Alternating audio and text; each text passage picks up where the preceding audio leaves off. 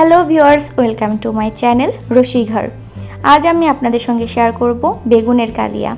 ঘরে থাকা উপকরণ দিয়ে খুব কম সময়ে আপনারা এই রেসিপিটা তৈরি করে নিতে পারবেন এবং এই রেসিপিটা এতটাই সুস্বাদু যে একবার তৈরি করলে বারবার তৈরি করার জন্য আপনার রিকোয়েস্ট আসতেই থাকবে। এই রেসিপিটা আপনারা ভাত বা পোলাও যে কোনো একটির সঙ্গেই পরিবেশন করতে পারবেন। এখানে আমি প্রথমে নিয়ে নিয়েছি 5টি ছোট বেগুন এবং এভাবে আমি মাঝখান থেকে চিড়ে নিয়েছি, কারণ পোকামাকড় থাকলে আপনারা খুব সহজেই এভাবে দেখতে পারবেন। এখানে আছে পেঁয়াজ বাটা, রসুন বাটা, আদা বাটা, জিরা বাটা, রসুন কুচি, কাঁচামরিচ কুচি এবং কাঁচামরিচ বাটা, টমেটো সস, সয়া সস। এখানে গুঁড়ো মশলার মাঝে আছে লবণ, হলুদ, মরিচের গুঁড়া, চিনি এবং ধনিয়া গুঁড়া। এবার আমি কড়াইতে তেল নিয়ে নিয়েছি। এবার আমি এক এক করে বেগুনগুলোকে খুব ভালোভাবে ভেজে নেব। এই বেগুনগুলো আমি প্রথমে একটু লবণ, হলুদ এবং সামান্য পরিমাণ মরিচের গুঁড়া দিয়ে ভালোভাবে মাখিয়ে নিয়েছিলাম। এবার এটাকে আমি ভেজে নেব। এই পর্যায়ে আপনাদের ডিপ ফ্রাই করার কোনো প্রয়োজন নেই, ভালোভাবে উল্টিয়ে পাল্টিয়ে ভেজে নিলেই হবে। ঠিক এইভাবে যখন কালার চলে আসবে এবং ভালোভাবে ভাজা হয়ে যাবে তখন আপনারা বেগুনগুলোকে তেল থেকে তুলে নেবেন। এখানে 4 টেবিল চামচের মতো তেল আছে। এবার এর মাঝে আমি দিয়ে দিচ্ছি রসুন কুচি। রসুনগুলো বাদামি রঙের হয়ে গেলে বাদবাকি উপকরণগুলো আমি যোগ করব।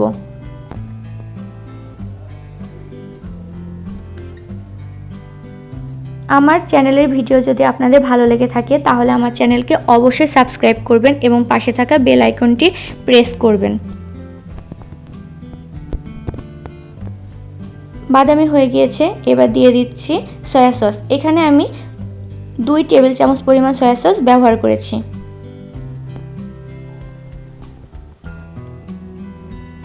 এবার এটাকে আমি ভালোভাবে মিশিয়ে নিচ্ছি। এর মাঝে এখন দিয়ে দিব টমেটো সস। এখানে আমি টমেটো সসটাও 2 টেবিল চামচ পরিমাণ ব্যবহার করেছি।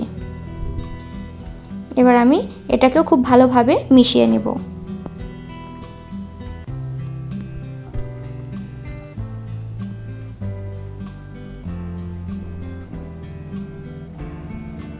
এই পর্যায়ে দিয়ে দিব সামান্য পরিমাণ জল। গ্রেভিটা ঘন হয়ে গেলে আমি বাদবাকি উপকরণগুলো যোগ করব।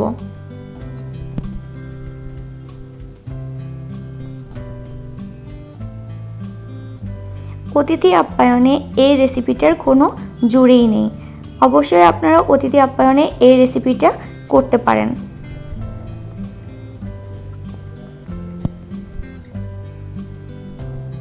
এবার আমি এর মাঝে দিয়ে দিব পেঁয়াজ বাটা। এখানে আমি 2টা মাঝারি সাইজের পেঁয়াজ নিয়ে খুব ভালোভাবে মিহি পেস্ট করে নিয়েছি। আমি এখানে দেশি পেঁয়াজটা ব্যবহার করেছি।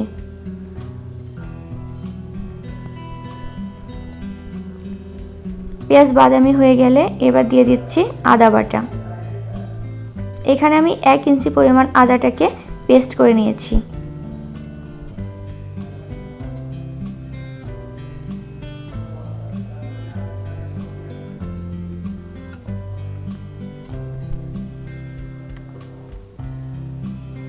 এবার দিয়ে দিচ্ছি রসুন বাটা।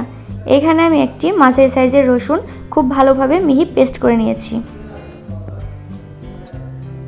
আমি প্রথমে আপনাদের পরিমাণটা বলি নাই, এখন আমি একটি একটি করে উপকরণ যোগ করছি এবং আপনাদেরকে পরিমাণ বলে দিচ্ছি।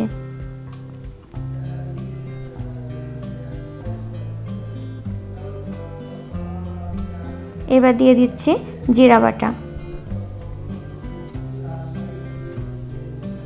লো ফ্লেমে মশলাগুলোকে আমি ভালোভাবে কষিয়ে নিচ্ছি। এই পর্যায়ে গ্যাসের ফ্লেম অবশ্যই লোতে রাখবেন।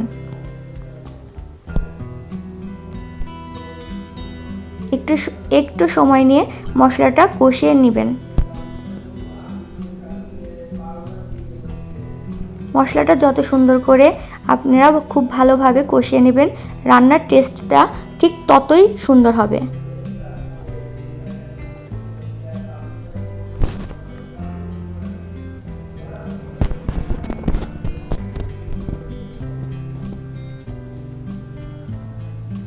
দেখতে পাচ্ছেন মশলা থেকে তেল বেরিয়ে এসেছে। এই পর্যায়ে দিয়ে দিচ্ছি 3টা কাঁচামরিচের পেস্ট। ঝাল আপনারা আপনাদের স্বাদ অনুযায়ী কমিয়ে বাড়িয়ে দিবেন।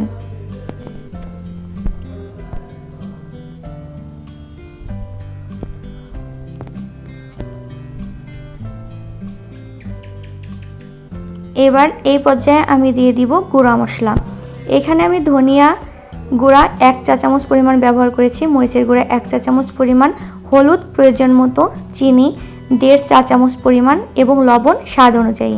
যেহেতু এখানে আমি 2 রকমের সস ব্যবহার করেছি, সেজন্য লবণটা একটু বুঝে শুনে দিতে হবে। এবার আমি ভালোভাবে উপকরণগুলোকে মিশিয়ে নিচ্ছি।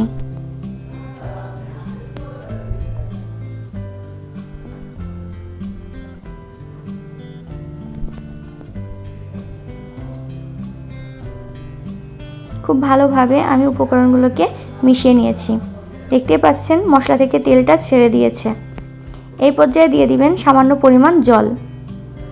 যেহেতু বেগুনটা খুব সুন্দর করে ভেজে নেওয়া আছে, সেই জন্য এই পর্যায়ে আপনারা জলটা একটু কমিয়ে দিবেন। কিন্তু আপনারা যদি মনে করেন যে গ্রেভিটা একটু বেশি রাখবেন, তাহলে জলের পরিমাণটা একটু বাড়িয়ে দিবেন। ঝোলটা আমার ফুটে উঠেছে। এবার দিয়ে দিব আমি বেগুনগুলো। যে বেগুনগুলো আমি ভেজে তুলে রেখেছিলাম, সেই বেগুনগুলো আমি এর মাঝে এখন যোগ করব।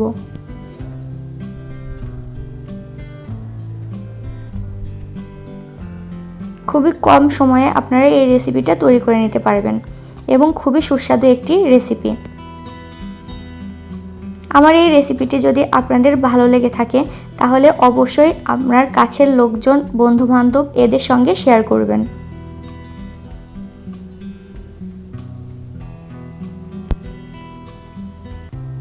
এবার দিয়ে দিচ্ছি একটি কাঁচামরিচ কুচি।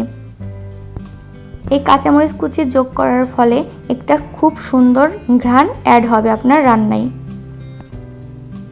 দেখতে পাচ্ছেন তেলটা উপরে উঠে এসেছে এবং আমার ঝোলটা শুকিয়ে এসেছে। এই পর্যায়ে আমি দিয়ে দিচ্ছি গরম মশলা গুঁড়া। আমার রান্না রেডি এবং আপনাদেরকে পরিবেশন করে দেখাচ্ছি। রান্নাটা খুবই সাধারণ এবং কম উপকরণ লাগে, তারপরও রান্নাটা খুবই সুস্বাদু। আমার ভিডিওটি দেখার জন্য আপনাদেরকে অসংখ্য ধন্যবাদ।